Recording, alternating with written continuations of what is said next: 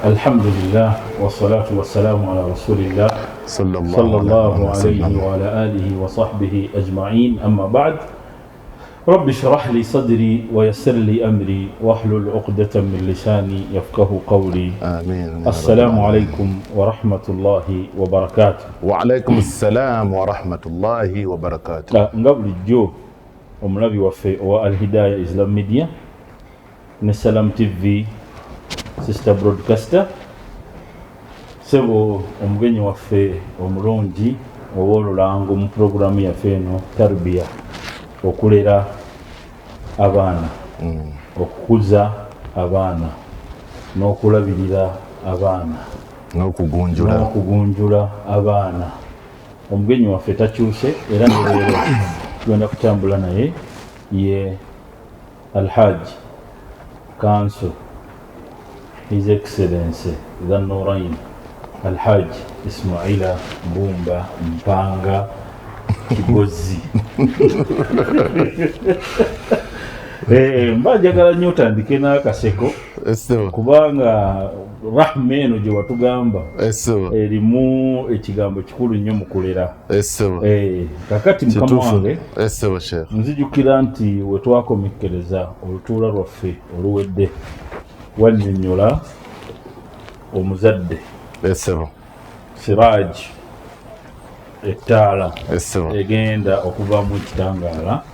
kimulisize maama akigabanye eri abaana bagenda okutambulira awamu nabo. Nzijukira nti watunnyonnyola bulungi nti omusajja yajja ng'ayambadde engoye enjeru, oba ensonga lwaki leero oyagadde naawe ekifaananyi ky'omusajja oyo, ate nga ndaba n'ekirevu kyo shadidu bayazi shadidu sawadi sha'r. Badde manyi nti n'ekirevu nti nakyo shadidu sawadi sha'r. Naye bw'atunnyonnyola n'otugamba nti yajja n'atuula eri omubaka Muhammad sallallahu alaihi wasallam n'amugamba amubuulire ku busiraamu. Era watunnyonnyola nti nabbi yatandika okubeera nti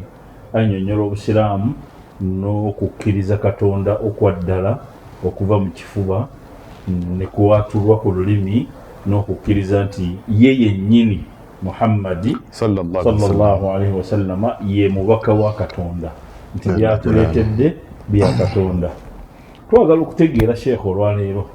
mu mbeera y'omuzadde ono gwetuteekerateekera akuze omwana obulungi, twagala okututegeeza nti abeera atya nga mugonvu,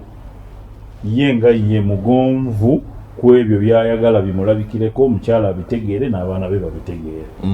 Submission. Yes. Alhamdulillah wassalatu wassalam ala rasulillah sallallahu alayhi wa sallam. Rabbi shrah li sadri wa yassir li amri wahlul 'uqdatan min lisani yafqahu qawli. Amin.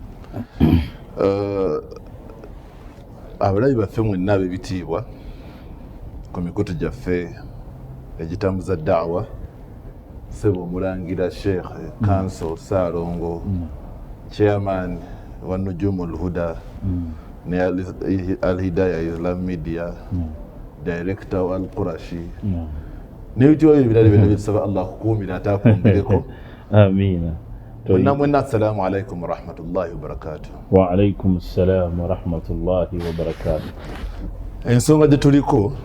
y'ensonga ya bwe tutuuse gye twava twatandika nga tugamba nti 11 kawkaba washamsa walqamara, naye nga tetunatuuka tosooka kugamba nti arrijal qawwamuna ala nisa, meaning nti omusajja gw'olina obuvunaanyizibwa ku mukyala. Ne tugenda ku inni ra'aytu ahada ashara kawkaba washams walqamar ra'aytuhum li sajidin, nga tugamba nti Nabbi Yusuf yaloota emunyenye 11 n'enjuba n'omwezi nenga mu kino yali aloota famire ye ne tugamba nti enjuba yettaala evaamu ekitangaala bwe tugenda mu physics tugamba nti the moon reflects the sun's light nti omwezi guno gwe gwongerayo ekitangaala ekiva ku njuba nekituuka ate ku ki nekituuka ku bisigadde nga muli n'emunyenye era netugamba nti ettaala Allah yatugamba nti alam tarau kaifa khalaqa Allahu sab'a samawatin tibaqa wa ja'ala al-qamara fihinna nura wa ja'ala ash-shamsa siraja Allah yatugamba nti mugano amagulu omusanvu yatonda omwezi nga kyekitangaala ate n'atonda enjuba nga yettaala evaamu ekitangaala kati awo netubeera nga tukigeraageranya wano ku famire ne ku tarbiya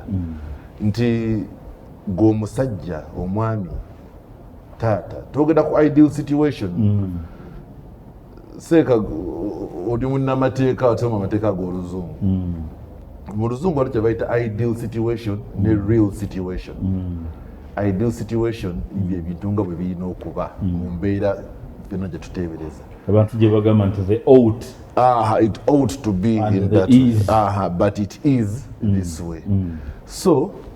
the ought gye twogerako famire bwe yali badde taata maama n'abaana newankubadde waliwo Allah baagerera mutume sallallahu alaihi wasallam ye yagenda okukula nga yagenda okuzaalibwa nga kitaawe akoze eki nga Allah amujjuludde kati that is what was bwekityo bwe kyali naye nga ideal situation tumanyi kati tugenda nga taata waali nga ne maama waali ate era Allah okubeera nga abawadde abaana ompadde ekigambo kyembadde saalowoozezaako naye nga ngenda kukikubuuza era mu maaso eyo insha Allah mu ntuula zaffe ezijja nti ate ono ye gwe bazadde nga mulekwa yakula atya yakikubuuza tujja kutuukayo insha Allah kuba tarbiya gye twogerako Allah kirungi yatuwa ebyokulabirako bingi nnyo Nabi Ibrahim ne kitaawe yamukuza Azara Nabi Muhammad sallallahu alaihi wasallam ne kitaawe yamukuza Abu Talib n'ebirala bingi nnyo tujja kujja tukola ki Maryam bint Imran ne Zakariya yamukuza so ebyokulabirako kyetulina okumanya nti tarbiya oli mugazi twebaza Allah jalla jalaaluhu yakutugonnomulirako mu tarbiya ono tusaba Allah amiin abiko obumogo bwaffe bwonna be mutamanyi Allahumma amiin ate atufule balungi okusinga nekyo kye mutusuubira ate ffenna atusonyiwe ebitusobako eye nedduwa gyasomye omulungi atulaba nabbi waffe Muhammad sallallahu alaihi wasallam yagiyigiriza mukwano gwe Abubakar Siddiq bwe bamwogerako ebirungi nga bwe mbyogedde ku ye n'asalawo okuŋŋamba nti ndabika siri mulungi nnyo mu kunnyonnyola abantu kikyali naye ekyo ffe kye tulaba kye twogera ekituufu naye edduwa eyo sebo naye tugisiimye tusaba Allah subhanahu wa ta'ala agikwase buli muzadde yenna ali wano agikozese Allah abike obumogo bwo eri abaana bo ne mukyalawo akufuule mulungi nnyo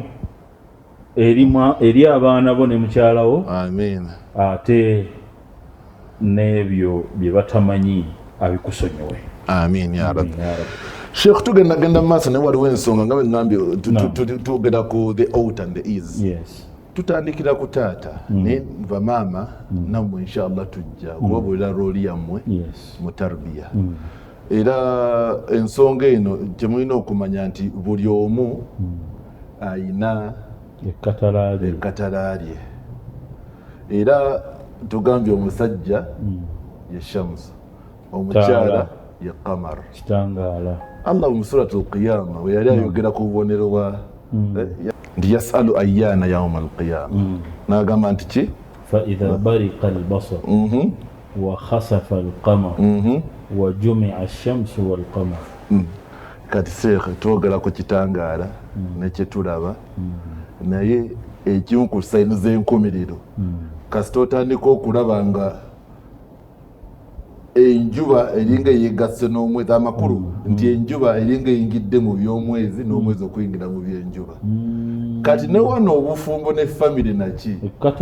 yekatala bwotandika okulaba taata ng'agenda okukoza mu nva nga tezinnajja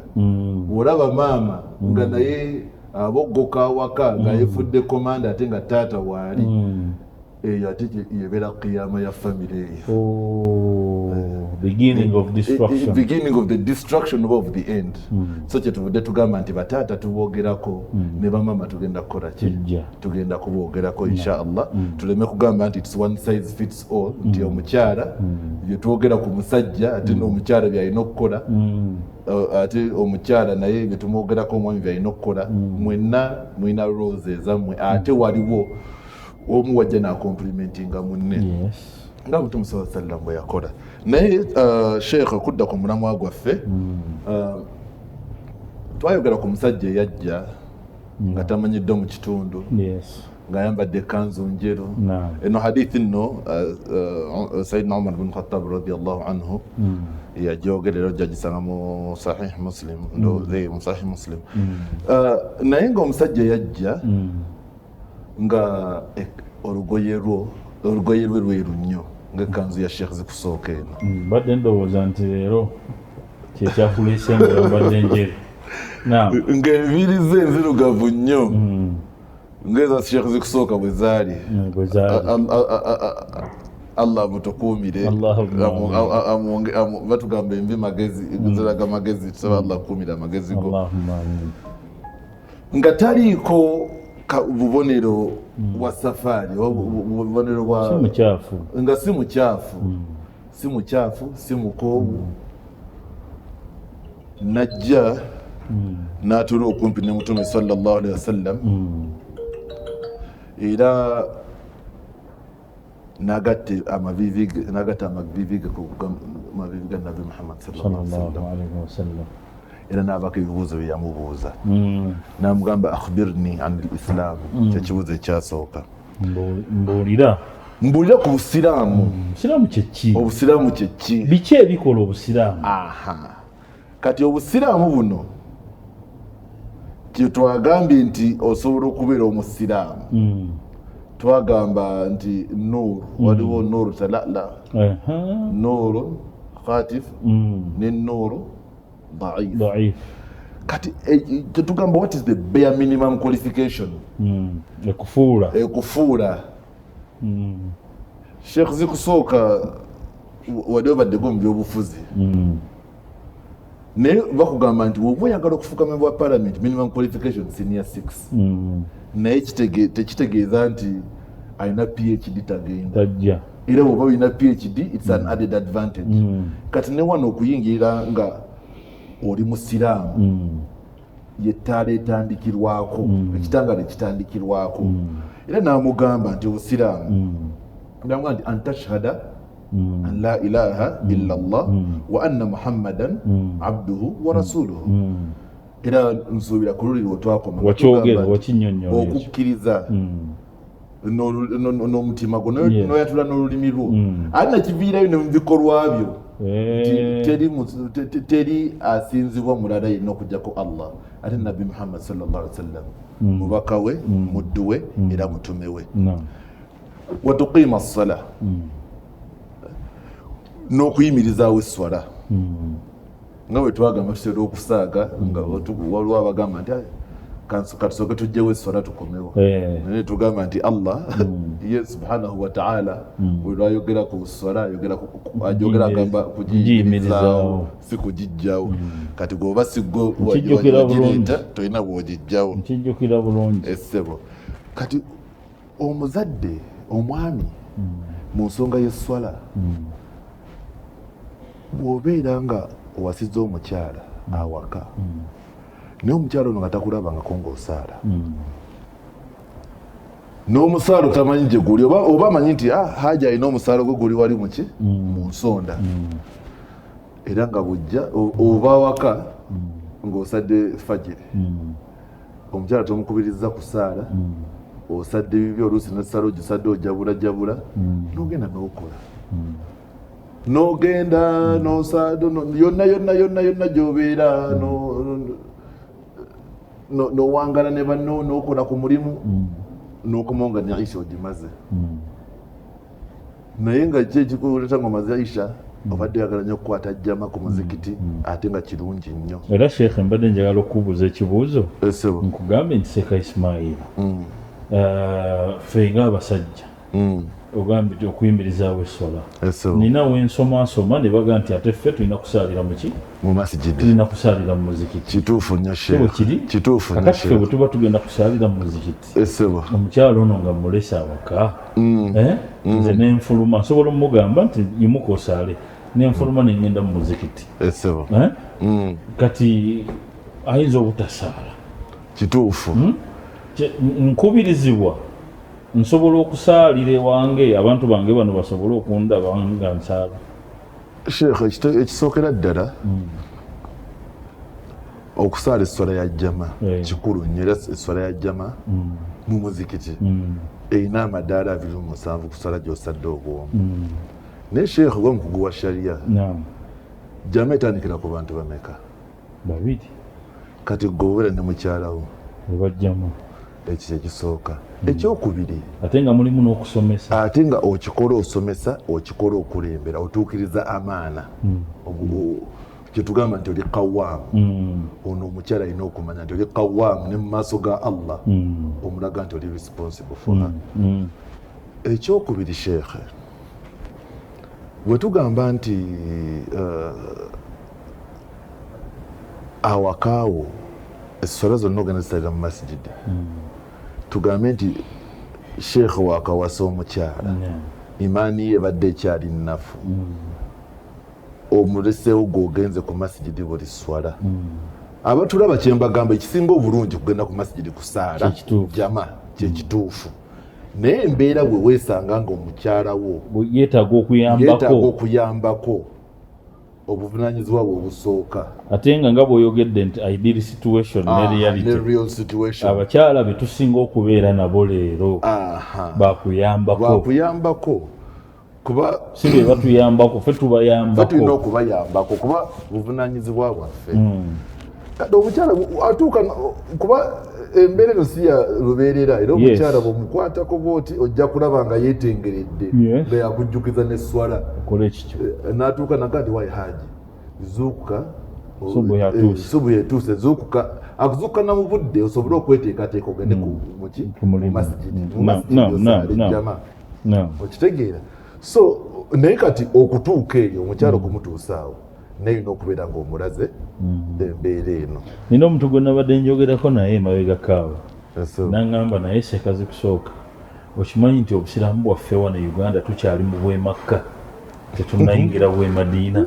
Allahu akbar lillahi alhamdu. Ebbanga lyetulimu mu busiraamu okimanyi nti tukyali mu busiraamu bw'e Makka twakava mu jahiliya tuli mu bw'e Makka abantu tubakwata empola kituufu nnyo abantu tubabuulirire abantu tubalage kituufu kuba embeera gye tulimu Sheikh ye siraaji gyoyogera olina okubeera siraaji kuba options ne alternatives nyingi Sheikh omukyalo ono ideal situation gye tulimu okola n'omukyala katugamba akola niwaba ng'asigala waka ogenza okukola oli mu bibyo oyagala kuprovidingira family omukyala asigale ku ssimu ng'ali ku TikTok bwe lwaseereza asange pasita ng'agamba kino bwaseereza n'asanga omuyaaye ng'agamba kino bwaseereza n'asanga seeka ng'agamba kino oba yeefaananyiriza okuba seeka kati information yonna gy'ateeka mu mutwe olina okumukwata obulungi okulaba nga byonna ebyo abizza ku bbali n'agoberera example eyo n'obeera nga oli mukulembeze mulungi kati bw'ona omugamba hajati salaamu aleikum manyi ate tulina ekizibu Sheikh ndawe ndali nabo ennaku ntono nnyo emabega omuntu omu najja nga ayambadde ethawubu nawumu mujja kutusonyiwa naye twagenda ne tukoppa ennyambala ate ne tutagitegeera kati ekanzu oli amanyi nti buli kanzu eba kanzu egenda mu muzikiti olwakuba bagiyita kanzu olwakuba kanzu naye waliwo ne naiti naye abantu bambala night dress bagiyita kanzu mulimu night dress seeka n'omusanga ng'agenze n'okusaala yidi naddala ezo zirina emikono emimpi naye ekanzu ezisinga obungi ez'emikono emimpi zibeera kanzu za kusula mu bawarabu kanzu yakubeera muwaka tefuluma waka kati nabagamba nti abasajja abasinga obungi obaina thawubu ye yannawumu eyo ku musumaali awaka nga basinga obungi bayita kanzu ya fajiri naye nabagamba nti era omukyala nomala osanga nga yagijjeewo ne kamutanda n'agijjawo bagyozezza n'atagizaawo oyinza okumuyombesa nogamba wallahi ekanzu yange wajjawo yaki naye kati ono gwoyombesa okugjawo ekanzu yo sooka omusomese obukulu bw'esswala gy'ogenda okutwala eyo ekkanzu kati olikuga nti akitegeere bulungi ategeere bulungi bw'anategeera obukulu bw'esswala ajja kumeka sure nti ekkanzu yo bajooza bagigolola ne bagizaawo ku musumaali egenda wa mungu wo oba egenda wa mungu oddayo mu ashhadu an la ilaha illallah noddayo no mu shahada kati kyeŋŋamba nti okubeera siraj you have to be an example lead by example biri ng'oyimirizaawo esswala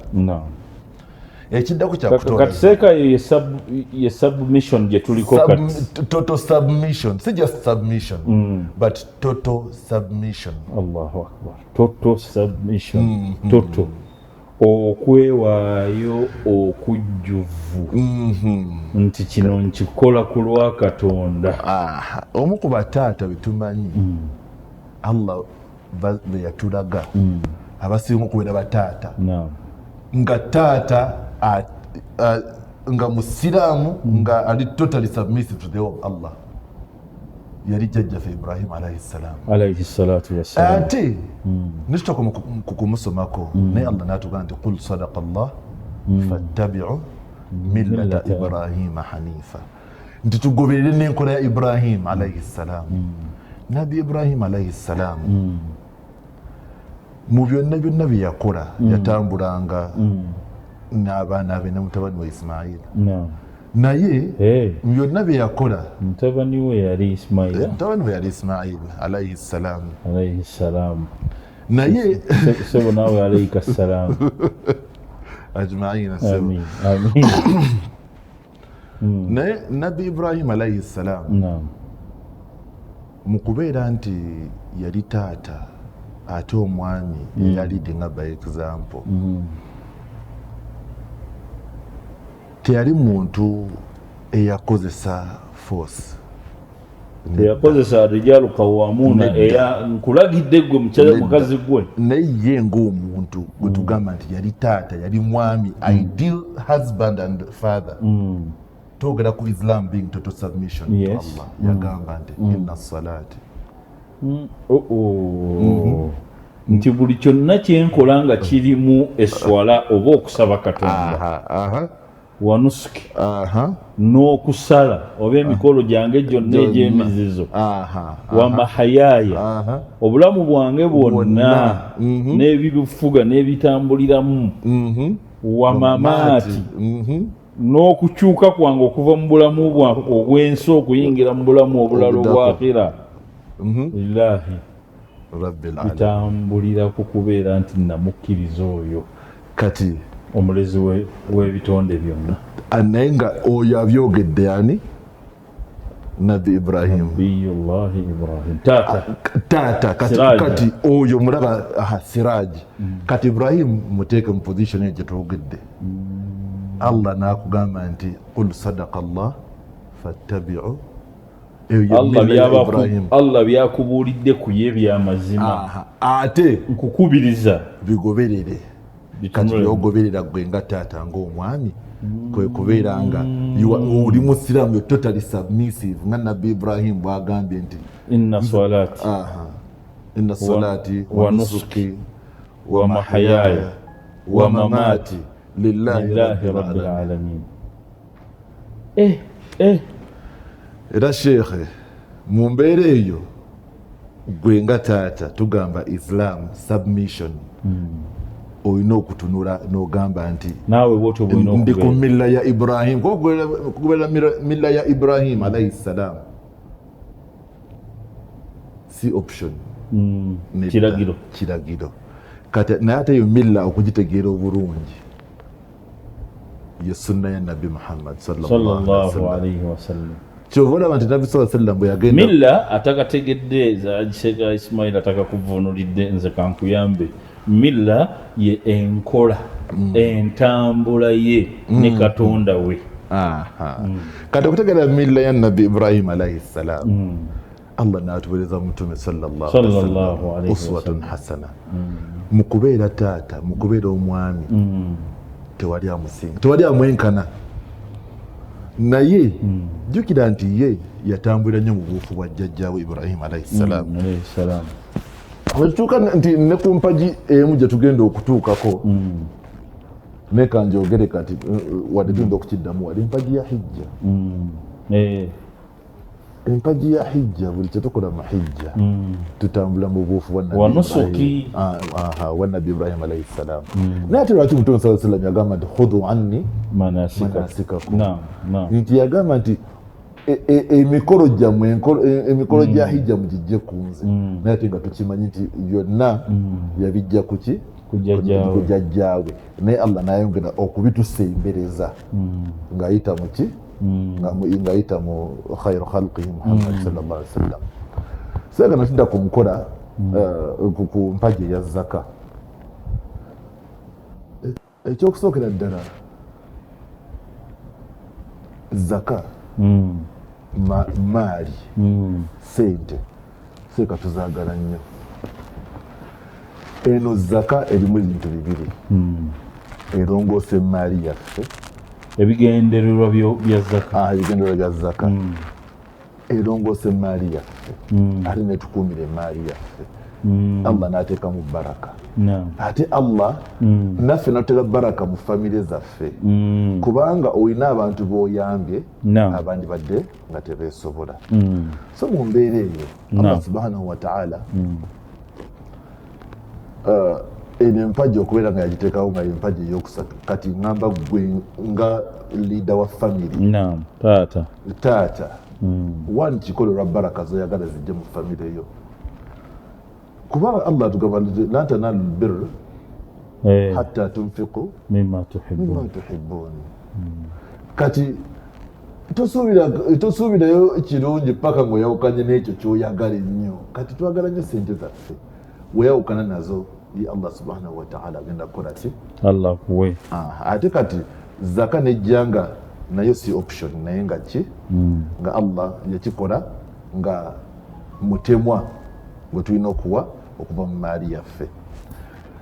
Era kiba kirungi nnyo abantu baabawako okumanya nti taata wange Sheikh Ali akola ki? Atoola zaka, mugabi. Kuba kino ky'omuteekamu, tuli mu nsonga ya tarbiya, bw'anaatuuka enkeera nga bamugambye okutoola zaka, tekiba kipya gy'ali.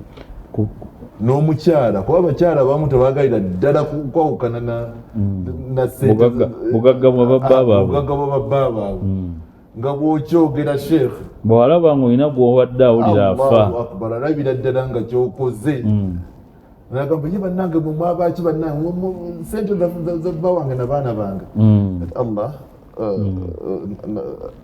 Allah bw'atyo bwe yatulungamya mu mbeera ya zaka nakituteerawo nga nakyo nsonga mu tarbiya kikulu. Sheikh Sulaiman yimiridde mu obudde butugenda, mbadde nkyanyumirwa ebigambo byo biwoomerera Your Excellency, naye njagala atulaba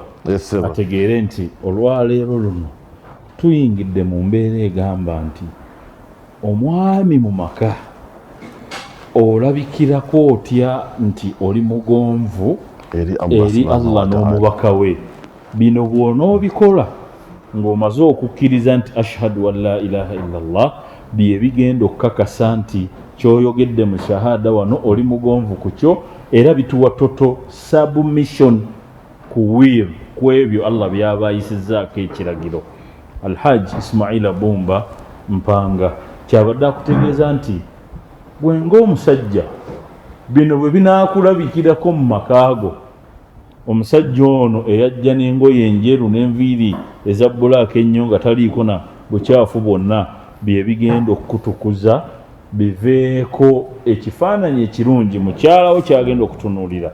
ate akizze eri abaana. Alhaji Ismaila nga tumaliriza, bw'obadde onnyonnyola ku Nabbi Ibrahimu alayhi salatu wassalaam, nzijukiza Allah we yayogerera ekigambo ekigamba nti am kuntum shuhada idh hadara yaquba almaut idh qala libanihi ma ta'buduna min ba'di qalu na'budu ilahaka wa ilaha abaika. Yayogera Ibrahim buli taata kiki kyogenda okugamba abaana bo, kubanga ono bwe yali afa nga taata yayagala ettaala yesigale nga tezikidde n'abuuza abaana be n'ababuuza atya munasinzaani oluvannyuma lwa Allah ng'amaze okukola ki, oluvannyuma lwange Allah ng'amaze okunzijulula. Ne bagamba nti tujja kusinza Allah omu,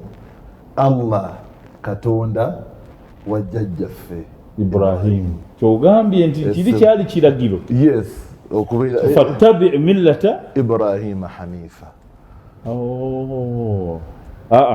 Ebigambo kyova olaba binnyumidde nnyo, nakugamba buli lw'oyogera ontakulatakula nembeerako nange nnyumirwa nnyo bwe nkutakulatакula nembeerako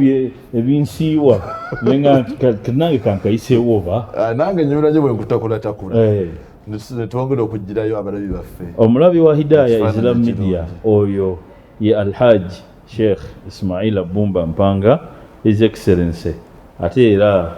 Vice President wa Islamic Chamber of Commerce, ye patron wa Nujumul Huda era ye patron wa Al Hidaya Islam Media. Webale nnyo olunaku lw'olwaleero ssebo, kubeera nti otukomezzaawo ku total submission, otulaze empagi z'obukkiriza zino zonna, empagi z'obusiraamu zonna nti zikuyingiza mu total submission. Lwakuba nti tetulabye ku kusiiba kuno, naye ndowooza atulaba nako kuteekemu, kubanga bwe tunaaba tukomyewo insha Allah ate twagala Haji Ismaila atuyingize butereevu mu leve ey'okubiri gye yatunnyonnyola mu hadithi eyo yennyini ey'omusajja oyo. Weebale kulaba, weebale kuwuliriza. Taata embeerayo bw'oteekeddwa okutambula ogirabye, Haji agikunnyonnyodde, nange njiwuliriza. Nsaba Allah Amin ya Rabbi atuteekemu abo abawuliriza ebigambo ne tugobereramu ebisinga okuba ebirungi. Amin. Nsaba Allah subhanahu wa ta'ala atuwe okubeera bataata abalungi. Amin. Nsaba Allah subhanahu wa ta'ala atuwe okugoberera nabbi waffe Muhammad sallallahu alayhi wa sallam. Nsaba Allah subhanahu wa ta'ala atuwe okugoberera nabbi waffe era jjajjaffe Ibrahim alayhi salatu wassalam, nga mukadde waffe bw'atugambye kama waffe nga tuggalawo akataleke kakoyagala omulabi waffe agende nako ng'oggalawo total submission ku kitundu ekisoose mu hadisi eyo. Ekyokusookera ddala tubeebaza okubeera nga mulaba omukutu gwaffe guno, emikutu gyaffe gino. Sheikh, ensonga nezo total submission nsonga mpanvu, naye kyetugamba nti obusiraamu okubeera mu mbeera zaffe, mu mitima, mu bulamu bwaffe, era ne bwe twogera ku kusiiba, kuba ekyahijja kyo kyogeddeko wali katono, naye ne bwe tudda mu kusiiba nti bw'obeera oba abatulaba tubongereyo episode emu omalirizeeyo ngondi zino zonna. Mpozi Sheikh, tuyinza okuzitandikirako ebbiri ne tuyingira mu insha Allah. Nkusuubiza nti mbadde nzisazeeko, naye olw'obukulu bwazo katutandike nazo insha Allah episode eddako. Rabbi shrah li sadri wa yassir li amri واحلل عقدة من لساني يفقه قولي. ربنا تقبل منا إنك أنت السميع العليم. آمين. وتب علينا يا مولانا إنك أنت التواب الرحيم. آمين. سبحان ربك رب العزة عما يصفون وسلام على المرسلين والحمد لله رب العالمين.